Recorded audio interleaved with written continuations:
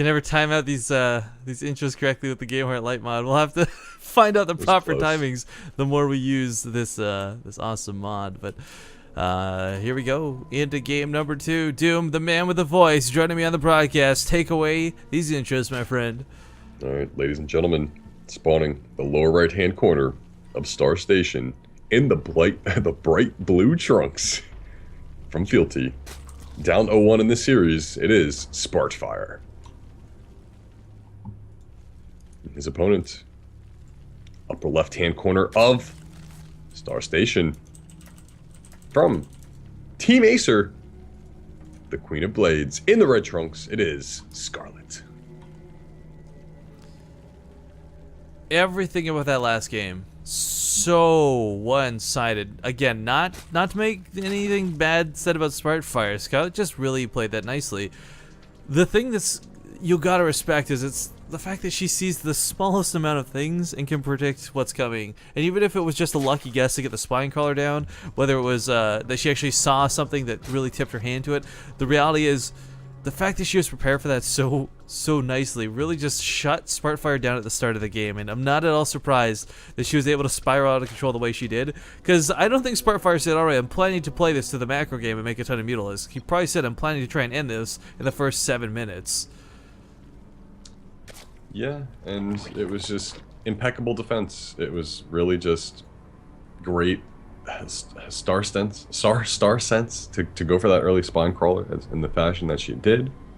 And it just goes to show how many games that she's probably played in StarCraft 2 where she's able to recognize what openings are there on certain maps at certain stages in the game and to react appropriately, to always be reacting appropriately and being one step ahead of your opponents. Like she sees through the matrix, man. She's broken this down to zeros and ones, and she knows exactly what could be coming at any point in time from all the random possibilities there are.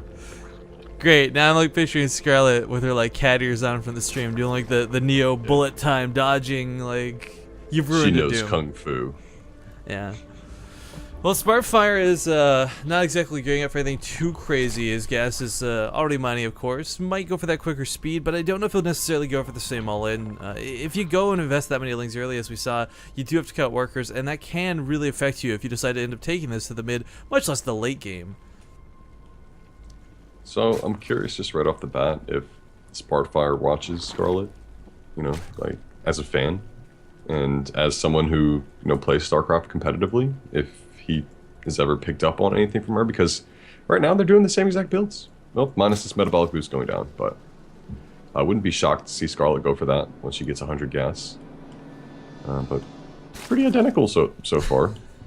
Something brought up in chat here I do find hilarious, but not at all wrong. Zergnerd saying, survive 14 minutes ZVZ versus SCarlett? That's a victory in and of itself. It's true. I think it's true for some, but if you're in the quarterfinals of a tournament like we are today, that's not going to cut it, sadly.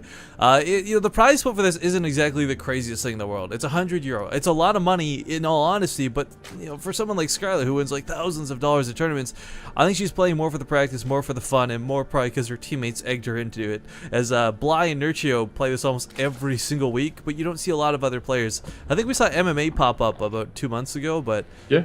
Yeah, haven't seen SCarlett to date that I'm aware of, at least, that we cast.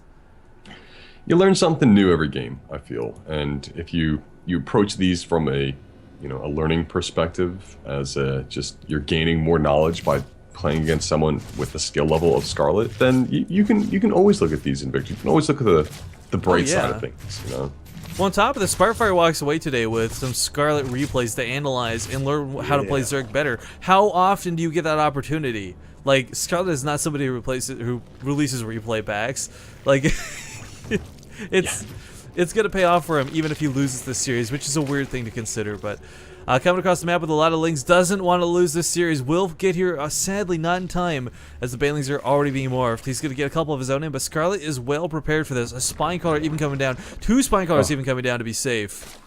Her micro is so good. Like, she moved the banelings to the right side that she knew that the lings were going to be charging forward at, and it's just so many like twitch reactions here that are winning her this thing. Oh, beautiful baneling hit! Baneling's going to collide here. Beautiful baneling hit out of Spartfire. Oh my god.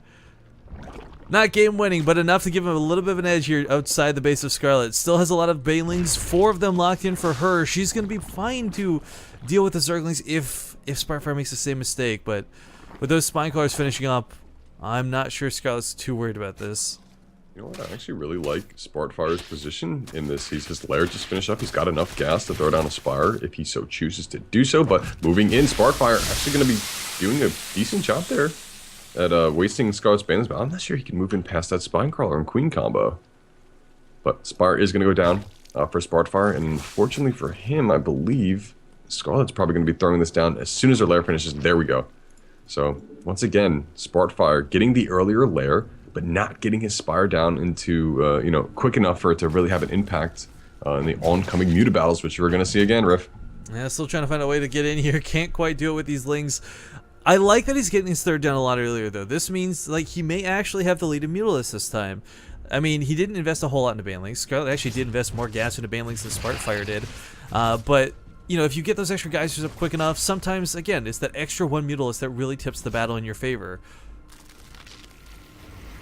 Ooh, now we get a couple defensive banelings, though. A little bit worried of a counterattack coming from SCarlett, and rightfully so. She is pushing out a little bit with a couple of these banelings, and is showing them into the middle of the map.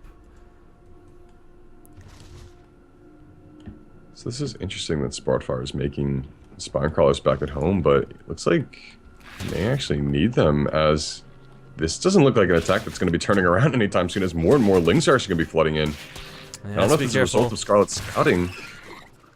4 banelings apiece. Oh, the connect. You only need 2 banelings to kill. That's really not good for Spartfire.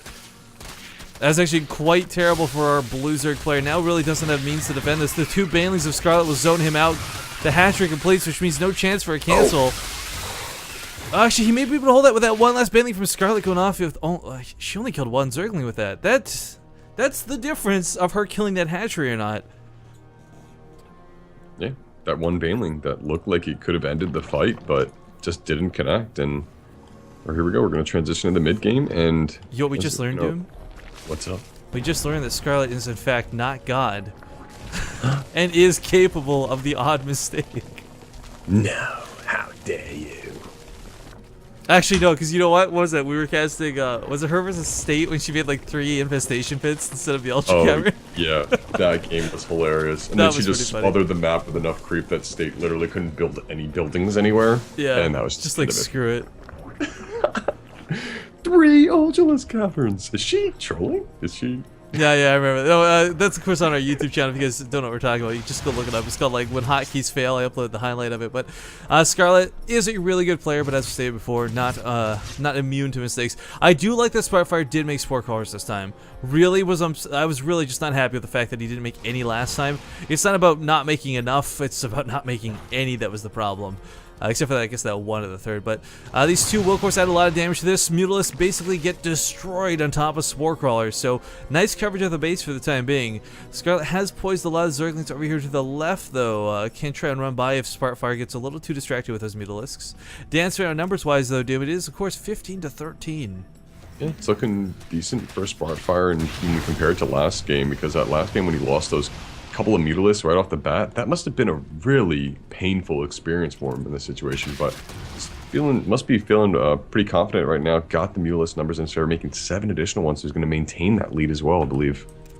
Well, maybe it'll just even out as SCarlett's kind of made more herself, so it's all going to depend on those bouncing glaives as well as SCarlett's keeping her Lings underneath the Mutas. There is a certain level of RNG associated with this, and that's whether the glaives decide to bounce to the Lings underneath or to the other Mutalisks. And of course, you want them all bouncing to those Mutalisks, so taking a pretty nice engagement, almost snipes one of the Mutalisks there. Of course, like I said, it's 1 or 2 that really make the difference, and currently Spartfire does have the lead 22-20. In a straight-on engagement, he may just be able to take this. I love the way he's utilizing his Lings, but SCarlett is using hers to run around the map and perhaps towards that 3rd. There's only 2 Spine Crawlers and 1 Queen defending. Not enough to shut this down.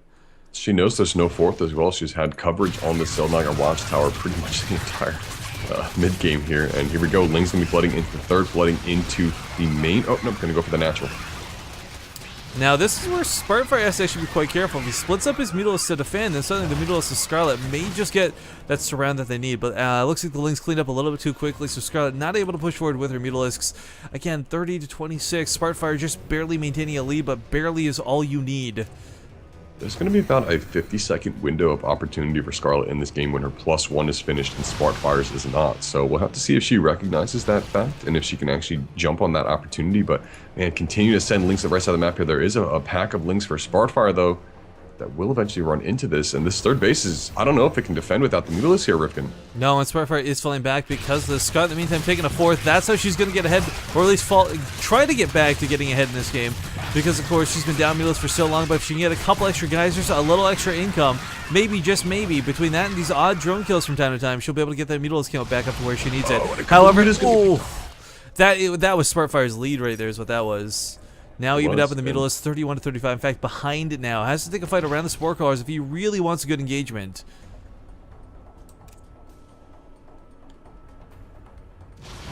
Alright, still chasing to pick off one or two here. He's lost his Zerglings too, and SCarlett constantly flooding Lynx across the map. Keeps distracting Spartfire, keeps pulling him back. There's no way he moves out to attack the fourth base of SCarlett, and she knows this, and that's why she's happy to make these losses. They're acceptable Ling losses. You gotta put it on a tax return, acceptable Ling losses, and the third base may fall. No, very chases close off, but loses the geyser. Meanwhile, natural base has not been cleaned up in the slightest, so drone kills still going down. Spartfire down to 44 drones at this point. His economy is just not where it needs to be, and even if he takes a fight here, he cannot win it. There's too many Mutalisks. 34 to 24. Leave it to SCarlett to be somehow down in Mutalisks and win the Mutalisk fight. Well, not down for this fight, but you know, she was down for a while. Anyways, good game's gonna be called. SCarlett will take a 2-0, sending her to the semifinals.